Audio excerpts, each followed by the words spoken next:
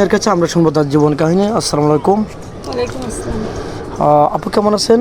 আলহামদুলিল্লাহ ভালো আছি। আপনারা কেমন আছেন? আল্লাহ তালা খুব ভালো আছে। যাই হোক, আপুর ফ্যামিলি থেকে কে আছেন? আমার ফ্যামিলিতে আমার মা আর আমি ছিল কেউ নেই। আচ্ছা, আপনার নামটা? আমার নাম পিঙ্কি। পিঙ্কি। আপনার হোম ডিস্ট্রিক্ট কোথায়, দেশের বাড়ি কোথায়? আমার দেশের বাড়ি বগুড়া জেলা। বগুড়া জেলা না? বগুড়া কি বিখ্যাত? দই। বগুড়ার দই। ও যাই হোক, তাহলে আপনাদের বাড়িতে আসছি, অবশ্যই খেতে পারবো নাকি? অবশ্যই। যাই হোক, দুষ্টামি করলাম। আপনার বয়সটা কত আপু? 27 বছর। 27 বছর। আপনি তো বিয়ে হয়েছিল না? জি।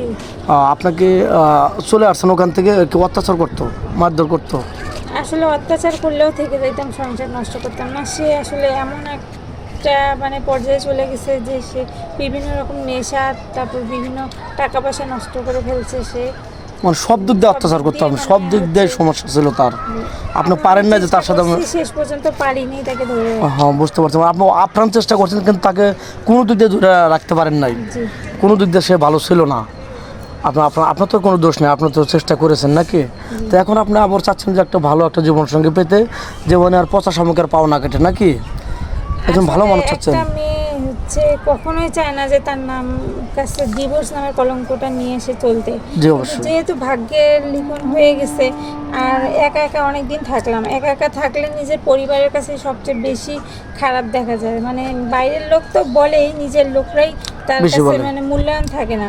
অবশ্যই। আর এইভাবে চলতে আসলে পারা যায় না, একজন জীবনসঙ্গীর দরকার। তো অনেক দিন একা থাকার পর চিন্তা করছি, যেগুলো বাবা মা বা আত্মীয় স্বজনের সাথে শেয়ার করা যায় না, সেগুলো হয়তো এই যে অনলাইনে মিডিয়ার মাধ্যমে শেয়ার করা যায়। নিজের কথা তো আর নিজে বলা যায় না নিজের মা বাবাকে। তো সেই জন্যই কোনো মাধ্যম দিয়ে শুনতে পারে আপনাদের কাছে আসলাম, যে যদি আমার এই ভিডিওটা কেউ শুনে ভালো লেগে থাকে, তাহলে অবশ্যই যেন আমাকে যদি জীবনসঙ্গী হিসেবে সব কিছু জেনে শুনে মেনে নিতে পারে, তাহলে ভাইয়াদের সাথে যোগাযোগ করবেন। আর অবশ্যই আমি পছন্দ হলে মেনে নেব। আচ্ছা, আরেকটা কথা আছে, আপনি তো বাচ্চা কাচ্চা হয়েছিল না? না, বাচ্চা বাচ্চা বাচ্চা কাচ্চা হয়নি। তো অনেক ভাই জানতে চাই যে সে যে ডিভোর্সে তার কোনো বাচ্চা কাচ্চা আছে কিনা। এটা আমরা খোলাসা করে বললাম তার কোনো বাচ্চা কাচ্চা নেই। তো যাই হোক, অনেক প্রবাসী ভাই তার ওয়াইফ আছে, কিন্তু ওয়াইফ হয়তো অনেক দিক দিয়ে সুখ দিতে পারে না, ভালোবাসা দিতে পারে না, কথা বলতে পারে না, তাকে সময় দিতে পারে না। সেই ক্ষেত্রে আপনাকে বিয়ে করবেন, আপনাকে সতীনের সাথে করে ধরে খেতে পারবেন? আসলে একটা কথা কি, ছেলে মানুষরা ঠিক আছে, সব ছেলের জন্য আসলে কিছু মেয়েদের বদনাম হয়, কিছু মেয়েদের জন্য ছেলেদের বদনাম হয়। তো সেক্ষেত্রে আসলে বিশ্বাস হয় আবার হয় না, কারণ একটা মেয়ে তো সহজে সংসার ছাড়তে চায় না এখন, বিশেষ করে স্বামীর ভাগ কাউকে দিতে চায় না।